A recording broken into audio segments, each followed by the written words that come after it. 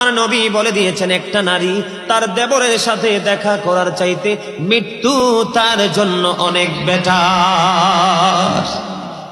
একজন নারী আর একজন পুরুষ বন্ধু, যে আমার নবী বলে দিয়েছেন যাদের স্বামী দেশের বাহিরে থাকে অথবা বাড়ি থাকে বউ, স্বামী থাকে অন্য জেলায়, ওই নারীদেরকে নবী উপদেশ দিয়েছে তোমরা সুন্দর পোশাক পরো না, ভালো করে সাজগোজ করিও না, কারণ অন্য কোনো পুরুষের নজর তোমার দিকে পড়তে পারে। ও বন্ধু, নারীরা যত সাজগোজ, যত সৌন্দর্য, সব কিছু স্বামীর জন্য, অন্য কোন পুরুষকে দেখাতে পারবে না। নবী যখন জান্নাতের দিকে নজর দিলেন, চাইয়া দেখলেন বেশিরভাগই পুরুষ। নবী যখন জাহান্নামের দিকে নজর দিল, বেশিরভাগই বন্ধু চাইয়া দেখলো নারী, আর বেশিরভাগ নারী জাহান্নামে যাবে শুধু পর্দায় না থাকার কারণে। নারীদের জান্নাত বন্ধু একেবারে সোজা, বলবো কি বলবো না?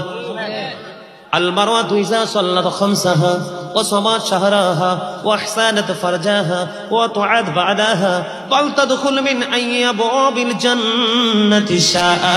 যে মহিলা 5 ওয়াক্ত নামাজ পড়বে, রমজান মাসে রোজা রাখবে, লজ্জাস্থানকে কন্ট্রোল করবে, হেফাজতে রাখবে, স্বামীর কথা মেনে চলবে রে, ওই মহিলার জন্য কাল কিয়ামতের দিন 8টা জান্নাতের দরজা বন্ধ খোলা থাকবে, যেটা দিয়ে মন চায় সেটা দিয়ে প্রবেশ করতে পারবে।